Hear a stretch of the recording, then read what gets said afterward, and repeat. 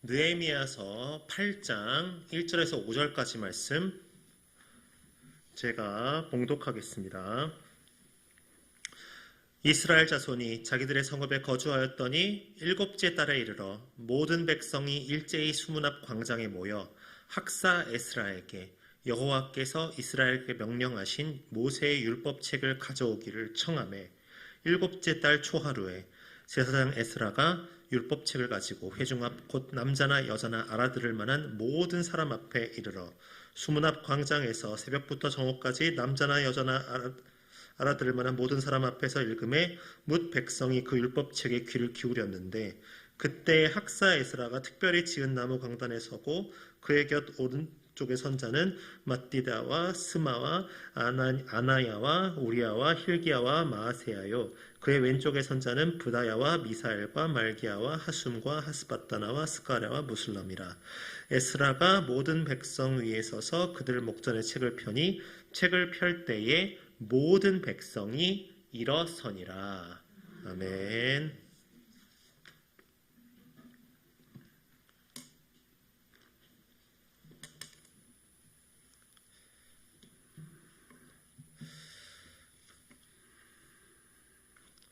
여러분은 억지와 잔소리의 차이를 뭐라고 구분지으실 수 있겠습니까? 억지와 잔소리의 차이는 억지가 사리에 맞지 않는 말을 우기는 것이 억지인 것이고 잔소리는 옳은 말이지만 반복해서 계속 얘기함으로써 상대를 지치게 하는 게 잔소리라는 것이죠. 여러분은 혹시 성경 말씀이 혹시 잔소리처럼 느껴진 적이 없으십니까? 성경 말씀이 나쁜 일 하라는 없잖아요. 다 좋은 거 하라는 거잖아요. 그죠? 말씀 읽으라, 예수를 믿으라, 복음을 전하라, 선한 일을 하라, 선한 행실을 품고 하라. 다 이런 류의 얘기라고 한다면 여러분은 성경 말씀이 혹시 잔소리처럼 느껴진 적은 없으십니까? 네, 감사합니다.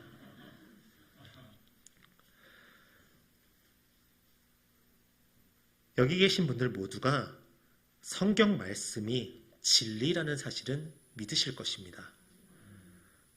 그렇다면 여러분에게 있어서 성경 말씀은 너무 똑같은 말 계속 듣다 보니 질리는 단계이신지 아니면 이제야 하나님 말씀을 깨닫고 아멘으로 응답하시는 단계이신지 아니면 말씀에 따라 나를 바르게 세우며 변화시키는 단계이신지 내가 지금 말씀을 대할 때 어떤 마음으로 대하는가를 한번 돌이켜봤으면 좋겠습니다. 본문에 나오는 느헤미야 그리고 백성들이 예루살렘 성벽 재건하는 일을 52일 만에 완성했습니다. 성벽 공사가 마친 때가 엘룰월 25일, 엘룰월은 유대 달력에 나오는 말로 우리 기준에서는 6월입니다. 즉 6월 25일 날 예루살렘 성벽 공사를 마쳤다는 것이죠. 그리고 유대인들은 7월 1일을 나팔절이라고 부르는데 유대의 기준에서는 이 7월 1일이 새해 첫날입니다. 그러니까 느헤미야와 백성들은 이 성벽을 쌓는 공사를 이 유대인들 기준에서 해를 넘기기 전에 어떻게든 완성하려고 애썼다는 말이지요. 어떻게든 이 유대력적으로 새해 첫날에 예루살렘 성벽을 완성을 해놓고 예배를 드리고 싶어서 그 전까지 정말 열심히 일했다는 뜻입니다. 그들이 성벽을 완성하고 새해를 어떻게 맞이하였는지가 본문에 나옵니다. 이스라엘 자손이 자기들의 성읍에 거주하였더니 일곱째 달에 이르러 모든 백성이 일제히 수문 앞 광장에 모여 학사 에스라에게 여호와께서 이스라엘에게 명령하신 모세의 율법책을 가져오기를 청하매 라고 되어 있죠. 성벽 공사를 마치고 느헤미야와 모든 백성들이 새해 첫날에 무엇을 합니까? 수문 앞 광장에 모였습니다. 성벽을 다 쌓았기 때문에 새해 첫날에 성전 봉헌식을 거행합니다. 우리로 치면은 새해 첫날은 그 자체만으로도 우리가 기념할 만한 날이잖아요. 축제의 날이지 않습니까? 새해 복 많이 받으세요 하면서 우리 같이 맛있는 거 먹고 그럴 수 있는 시간이지 않습니까? 그런데 거기에다 겹경사예요. 예루살렘 성벽이 드디어 재건이 됐다는 말입니다. 그래서 예루살렘 성벽을 재건을 해놓고 새해 첫날을 맞았으니까 얼마나 축제 분위기겠습니까? 이스라엘 민족 전체가 춤을 추고 노래하면서 아주 큰 파티를 열어도 아무도 뭐라 할 사람이 없을 거예요. 그런데 느헤미야는 그 기념비적인 새해 첫날에 건물에 집중하기보다 하나님의 말씀을 알아들을 만한 사람들을 모두 모아서 말씀을 읽고 들었다는 것입니다. 모든 백성들이 광장에 모였을 때 학자 겸 제사장인 에스라가 율법책을 가지고 강단에 서서 새벽부터 정오까지 율법책을 읽었습니다. 대단하지 않습니까? 여러분, 말이 쉽죠. 우리가 새벽 예배 드리는 시간이 5시 반이죠. 그때부터 12시까지 예배 드렸다고 생각해 보십시오. 말씀 전하시는 목사님도 기진맥진 하시겠지만 앉아 계시는 분들도 기진맥진 하지 않겠습니까? 나오면서 이거 너무 심한 거 아니야 라고 불평하실 분들이 분명히 계실 줄로 믿는다고 하면 안 되겠죠? 다 말씀 들으면 들을수록 은혜가 넘치시겠죠. 그죠? 어쨌든 그러나 6시간 넘게 7시간 넘게 그렇게 서서 말씀 듣는 것 쉬운 일이 아니라는 것은 여러분들도 아실 것입니다. 부흥회만 해도 2시간 넘어가면 지쳐요. 물론 제가 어리고 젊어서 철이 없어서 그럴 수도 있다라고 하면 제가 할 말은 없는데 제가 본 모든 어르신들은 부흥회가 2시간 넘어가면 슬슬 얼굴에서 약간의 피로도와 짜증감이 묻어나오기 시작하셨습니다.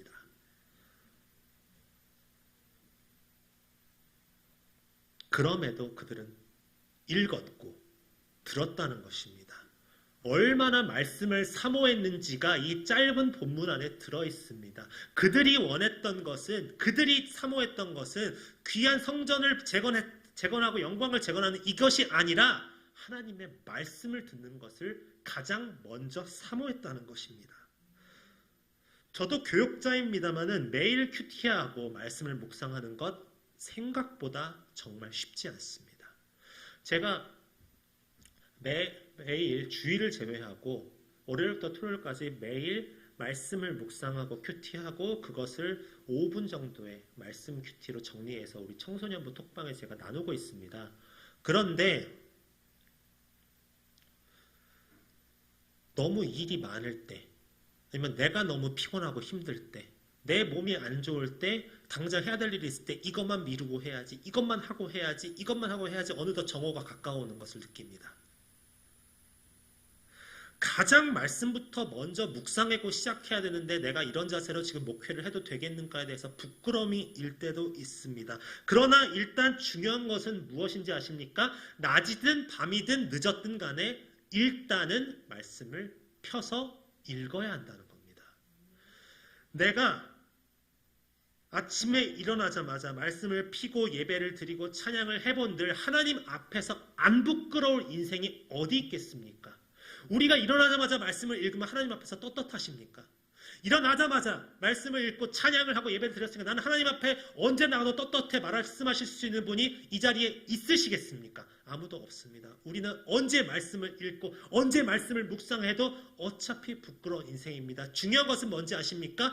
일든 늦든 간에 말씀을 펴야 한다는 겁니다. 언제 어디에서 피고 읽으시더라도 부끄러운 것은 마찬가지입니다. 그러나 일단은 펴야 한다는 거예요. 내가 세상 일에 바쁘든 무슨 일에 바쁘든 간에 계속 생각하고 있어야 되고 늦더라도 읽어야 됩니다. 어떻게든 펴야 됩니다. 이르든 늦든 그런 것은 하나님께서 신경 쓰지 않으십니다. 중요한 것은 무엇입니까? 말씀을 통해 하나님을 바라보고 나아가겠다는 우리의 믿음입니다. 그게 말씀을 대하는 우리의 태도가 되어야 한다는 것입니다. 하나님의 말씀을 들을 때 어떤 마음과 자세를 가지고 듣느냐에 따라 반응이 달라집니다. 사도행전 2장에 보면요, 사도 베드로가 군중들을 향해 설교를 합니다. 베드로의 설교를 들은 군중들의 반응이 사도행전 2장 37절에 나옵니다. 함께 읽어보겠습니다. 시작. 그들이 이 말을 듣고 마음에 찔려 베드로와 다른 사도들에게 물어 이르되 형제들아 우리가 어찌할꼬 하거늘. 베드로의 설교를 들은 군중들이 양심의 찔림을 받아 회개를 하며 우리가 어찌할꼬라고 탄식을 합니다. 그런데 사도행전 7장에 보면은 이제는 집사 스데반이 군중을 향해 설교를 하는데 설교 내용을 보면은 베드로의 설교 내용과 대동소이하나 군중들의 반응이 다릅니다. 7장 54절 함께 읽어보시겠습니다. 그들이 이 말을 듣고 마음에 찔려 그를 향하여 이를 갈거늘. 하나님의 말씀을 듣고 마음이 찔리는 건 똑같은데 반응이 달라요.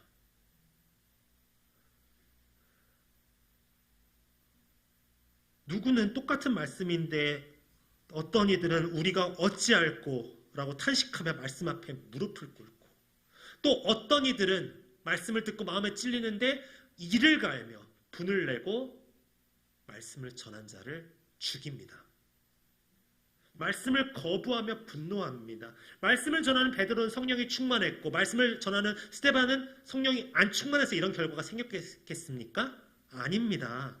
성경을 보면 베드로도 스데반도 성령이 충만한 상태에서 말씀을 전했습니다. 문제는 말씀을 듣는 사람들의 마음과 자세가 달랐다는 거예요. 예수님이 그 수많은 말씀을 전하실 때 사람들을 가려서 말씀을 전하신 것이 아닙니다. 모두에게 똑같이 말씀을 전하셨습니다. 어디에 있든 무엇을 하든 똑같이 복음을 전하셨습니다. 그런데 누구는 듣고 회개하고 믿음을 가지고 나아올 수 있었는데 누구는 이를 갈며 거부하고 예수님을 십자가에 매달았다는 것입니다. 같은 말씀이라도 닫힌 마음을 가지고 말씀을 들으면 하나님의 말씀이 하나님의 말씀으로 들리질 않습니다. 자기 생각을 중심으로 하나님의 말씀을 판단하는 것, 이것이 얼마나 큰 죄이고 잘못인지 모릅니다.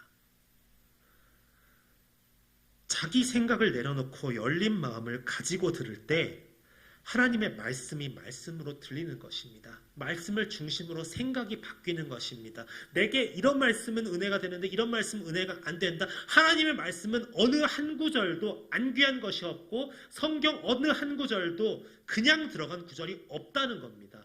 하나하나가 우리에게 주신 복음이고 믿음입니다. 은혜입니다. 그렇기 때문에 우리는 말씀을 접할 때 어떤 마음으로 접해야 하겠습니까?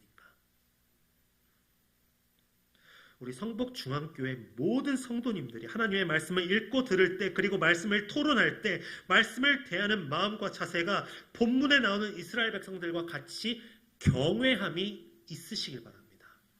이것은 하나님의 말씀이라는 것을 기억하고 그 말씀을 품고 묵상하는 것에 있어서 내가 하나님의 말씀을 더 귀히 여기고 소중히 여기고 대하셨으면 좋겠습니다. 그럴 때 하나님의 말씀이 능력으로 우리 안에서 역사하십니다. 성령의 감동을 주십니다. 우리 안에 있는 성령의 음성이 들리기 시작하는 귀한 역사가 있습니다. 경외하는 마음으로 하나님의 말씀을 들은 이스라엘 백성들, 그 백성들이 어떤 반응을 보이는지 아십니까? 백성들이 율법 말씀을 듣고 모두가 울었습니다. 물론 감격해서 우는 사람도 있었겠지요. 예루살렘 재건된 성벽 앞에서 내가 말씀을 들을 수 있다는 그 사실에 감격해서 우는 사람도 있었겠지요. 그러나 대부분의 사람은 회개하며 울었습니다. 주여 내가 죄인입니다 하고 울었습니다. 내가 주님 앞에서, 우리가 주님 앞에서, 우리 민족이 주님 앞에서 말씀을 경홀히 여겼고 하나님의 말씀대로 행하지 않았고 내가 하나님의 말씀에 충실히 다가오지 못했습니다라고 회개하며 울었습니다. 주여 나는 죄인이로소이다. 훗날 예수님께서 말씀하신 세리의 기도와 같습니다. 성벽을 재건한 기쁨과 감격보다 150년 전에 예루살렘 성벽이 바벨론에 의해 무너진 이유가 하나님의 말씀을 떠나 죄를 범하였기 때문이라는 사실을 깨달으면 내가 회개할 수밖에 없습니다. 예수님께서 못 박히신 이유가 나 때문이라고 그것을 깨달으면 내가 회개를 안 할 수가 없어요. 내가 내 죄 때문에 예수님께서 못 박히셨구나 이것을 깨달으면 하나님 앞에서 나는 도저히 회개를 안 할 수가 없는 죄인이라는 것입니다. 회개의 눈물은 죄로 인해 무너진 이스라엘 백성들의 마음이 재건되는 것입니다. 예루살렘 성벽이 100번, 1000번 재건돼도 우리가 회개하지 않으면 아무 소용이 없다는 거예요. 우리 마음 안에 있는 그 믿음이 먼저 회복되어야 된다는 것입니다. 그 믿음의 회복에 가장 먼저 해야 되는 조건이 무엇입니까? 바로 회개입니다. 회개는 하나님의 은혜의 세계로 들어가는 길목입니다. 예수님께서 처음으로 설교를 하시면서 외치신 말씀. 회개하라. 천국이 가까이 왔느니라. 천국을 맞이하는 전제 조건이 회개입니다. 죄에 대한 고백과 회개가 없이는 절대로 천국을 맞이할 수가 없습니다. 지금까지 걸어온 길이 멸망을 향한 죄의 길이었다는 사실을 깨닫고 고백하지 않으면 우리는 절대로 영생의 길로 들어설 수가 없습니다. 우리가 사람과의 관계에서도 그렇지 않습니까? 사람과 서로 대할 때도 먼저 잘못했다고, 내 잘못이라고, 내 실수라고 고백하지 않으면 관계가 회복되지 않습니다. 그런데 남에게는 그것을 요구하고 자신의 잘못은 그냥 넘어가려고 하면 그 관계가 제대로 이루어지겠냔 말이에요. 당연히 회복되지 않습니다. 다른 사람의 잘못은 세세히 보면서 자신의 잘못을 보지 못하면 그 사람들과의 관계가 회복되지가 않습니다. 하나님과의 관계가 회복이 안 되는 것은 그렇다면 무엇 때문이겠습니까? 내가 나의 죄를 인정치 않기 때문에 그렇습니다. 회개하지 않기 때문에 그렇습니다. 내가 죄인이라는 사실을 인정하지 않기 때문에 그렇습니다. 이만 하면 나는 잘하고 있지라는 그런 교만함이 내가 아직 살아있으니 아직 회개하지 못하는 것입니다. 회개를 하려면 하나님께로부터 받지 못한 것을 보기보다 나의 허물을 먼저 보고 고백할 수 있어야 할 줄로 믿습니다. 이스라엘 백성들이 회개의 눈물을 닦으며 기쁨과 감사의 세계로 들어갈 수 있었던 것은 회개를 함으로써 죄 사함의 은혜가 있었기 때문입니다. 이미 예수 그리스도께서 십자가에 매달려서 우리의 죄를 용서해 주셨습니다. 우리 죄를 다 사하여 주셨습니다. 죄 사함의 은혜는 지금도 우리 안에 있습니다. 우리가 죄인이라는 사실을 인정하기만 하면, 예수 그리스도를 믿고 우리가 죄인이라는 사실을 인정하고 회개하기만 하면은 죄사함의 은혜는 항상 우리 안에 있었다는 것입니다. 우리 모두가 한 주간 살면서 하나님의 말씀 앞에서 우리의 허물과 죄를 고백할 수 있기를 소망합니다. 그러함으로써 회개의 힘을 우리가 더 깊이 깨닫고 하나님께서 주시는 특별한 은혜를 누리실 수 있기를 원합니다. 내 힘이 아닌 하나님의 힘으로 영적인 부흥을 우리 안에서 이루실 수 있길 바랍니다. 그리함으로써 하나님의 사람으로 세워지는 은혜가 충만하시기를 주님의 이름으로 간절히 축원합니다. 기도하겠습니다.